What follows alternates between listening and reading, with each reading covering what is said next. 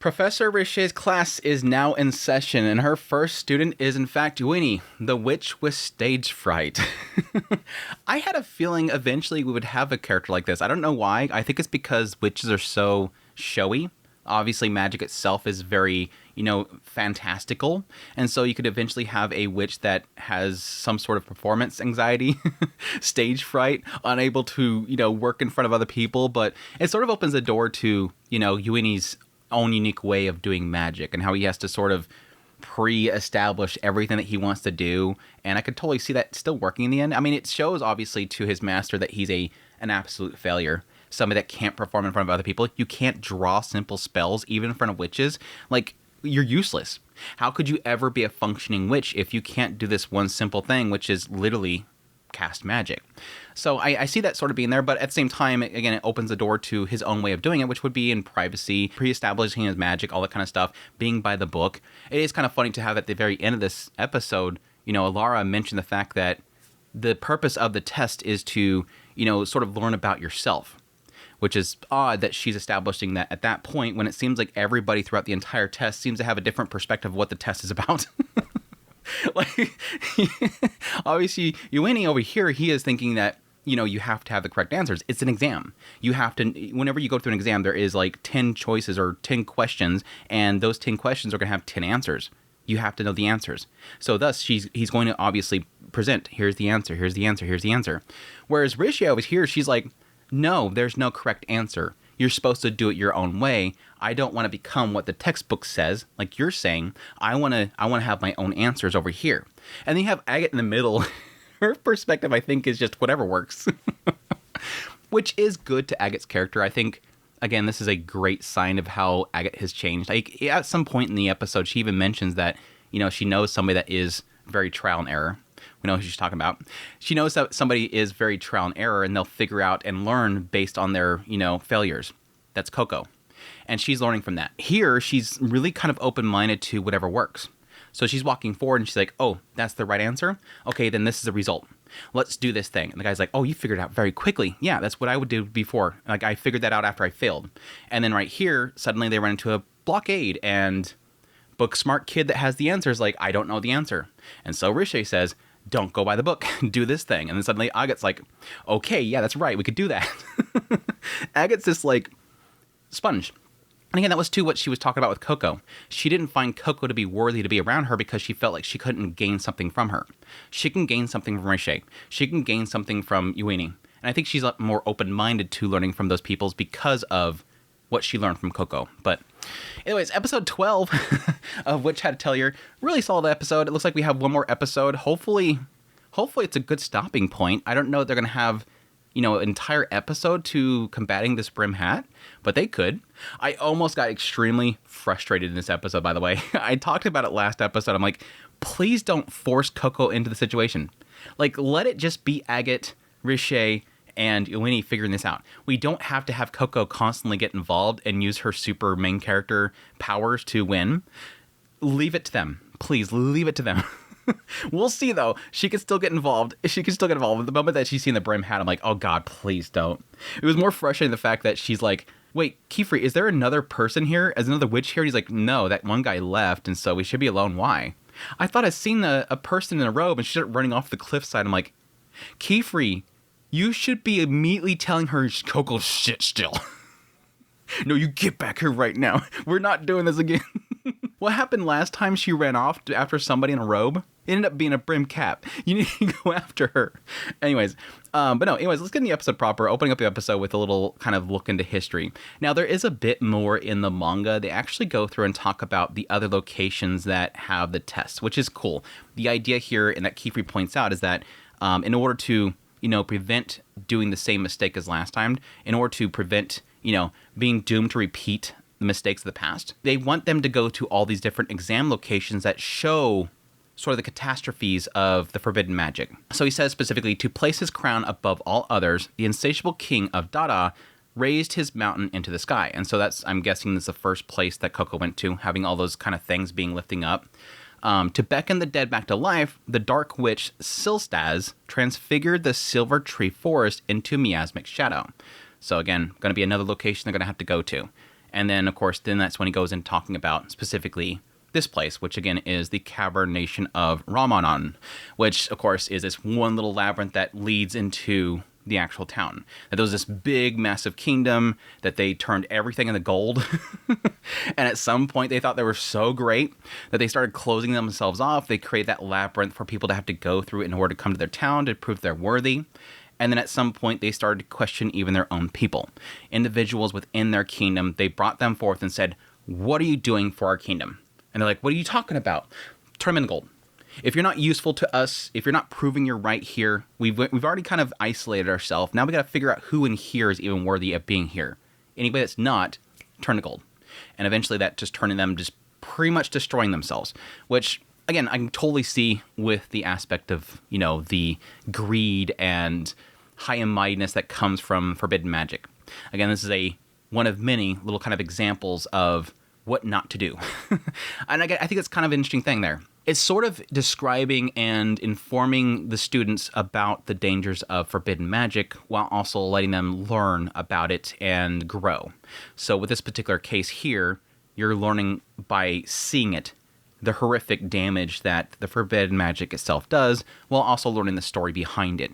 That there was this secluded nation that pretty much just destroyed itself through its own greed and haughtiness, their own self-desires and whatnot that kind of just destroyed them. So very interesting little story, and again, kind of a warning sign for what's to come. But anyway, yes, we have them going into the test itself, going in there, very quickly establishing that this boy, Ueni, he has experienced this. He knows sort of how it plays out, that these little tiles have these seals that allows you to keep kind of central pointed, and that if you don't have that, your focus of gravity gets lost. And so very quickly realizing that some of these aren't working, so you got to figure out which one are actually working, and quickly kind of running through it.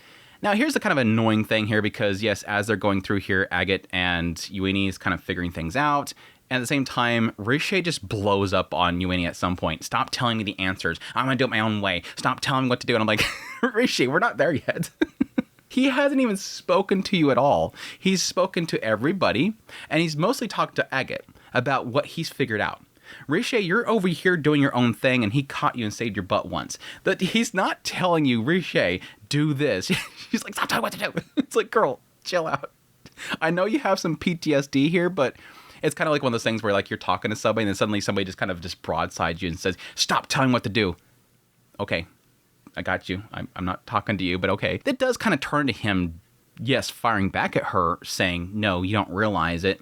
This is a test, and tests have, questions that have correct answers, and I have those answers. I've done this and failed this twice, and this is what I did." Now, as we find out later on, eventually he's going to get to that point where he realizes, oh, I haven't got to this question yet. I had these answers and I had my spells pre-established, but I don't have anything for this next question. Here's where I fail again, and then I'll come back next time and hopefully I'll have the answer for this one. Hopefully you guys can figure it out so I can get the answer, and then I'll pre-set that up. This poor guy, his performance anxiety right here, but no, I like it. Riche, again, taking that initiative, despite that, again, a little bit minor frustration with her blowing up out of nowhere. Her little moment here of, like, showing up that she knows what she's doing. "Oh, you can't have them follow you? Well, they're like these little ribbons. Follow me. I got these little ribbon things." Get to that one little point there where he's freaking out, can't get across this gap. This is where this labyrinth was created to keep out the unworthy. I'm obviously unworthy. Riche's like, whatever, dude. You just gotta extend the actual seals.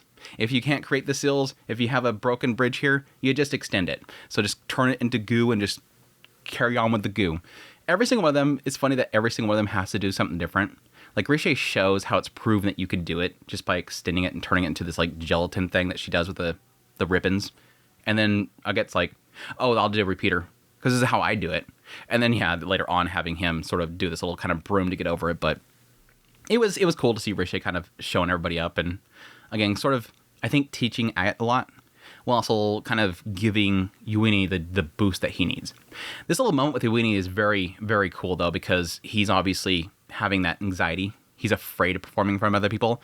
And I think a lot of that obviously is from his master, having his master constantly looking down upon him. Now, I don't think it really fully confirms that it's the master, and I think that's really going to what it's going to turn into. I don't think this, I mean, the master, the comments that he made last episode were dirtbaggery, don't get me wrong here, but I think there might end up being a thing here where the master is just kind of very frustrated with him after so long of having to deal with this and not knowing what to do, because it didn't really look like the master was violent at him. It was just a gaze that was really uncomfortable for the student. And uncomfortable for Uini. Uini here, every single time somebody looks at me, I get afraid. I start to shake. I can't perform in front of other people. I can't draw when people are looking at me. All I can think of is they're staring at me. They're judging me. They think I'm disgusting. They think I'm useless, all that kind of stuff. And right here, he's getting it. Everybody's looking at me. They're all laughing at me, obviously.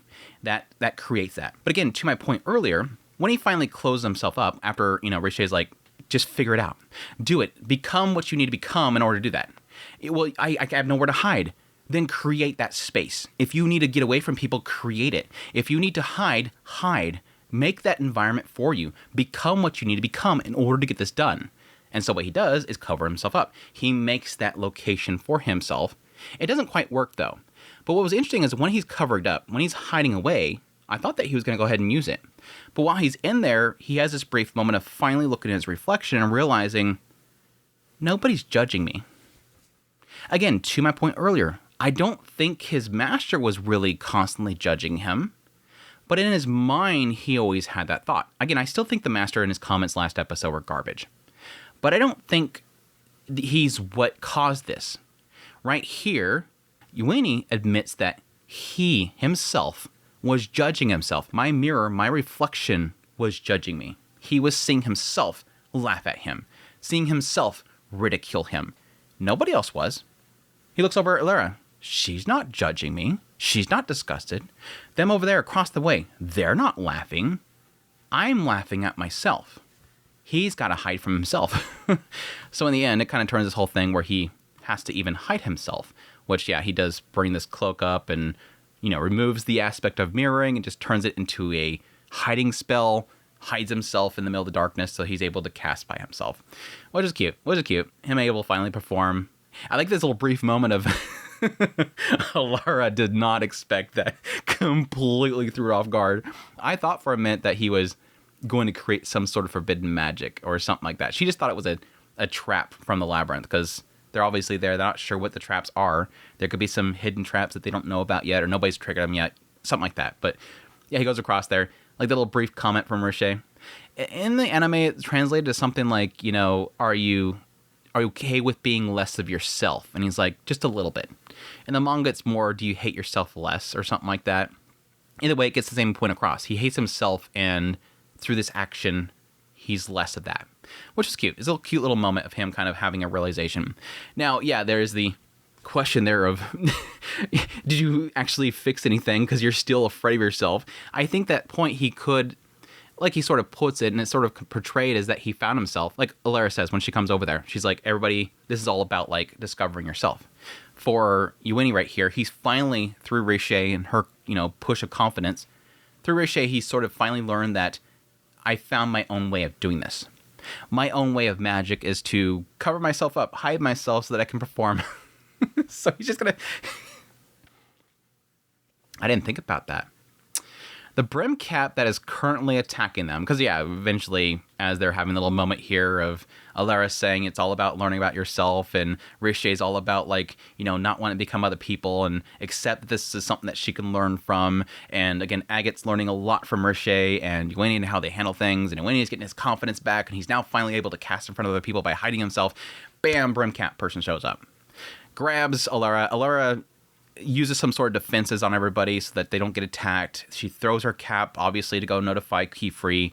The manga is more specific there. She throws it in order to, hoping that Keyfree will see her cap as it flies out. But she gets pulled away and she's saying, don't listen to the brim cap. Run away as fast as possible. Forbidden magic is blank. What is this guy doing? What is the brim cap person doing? He's somebody that is an embodiment of forbidden magic, as was said in the previous episodes. And the way that I interpret that is that they probably have the same spell they're using right here with the cloak. They're using some sort of hiding yourself ability or magic that's engraved upon their body. So my assumption again is that whatever this cloak is, this cloak that they're using hides himself, and then it also projects a mirror.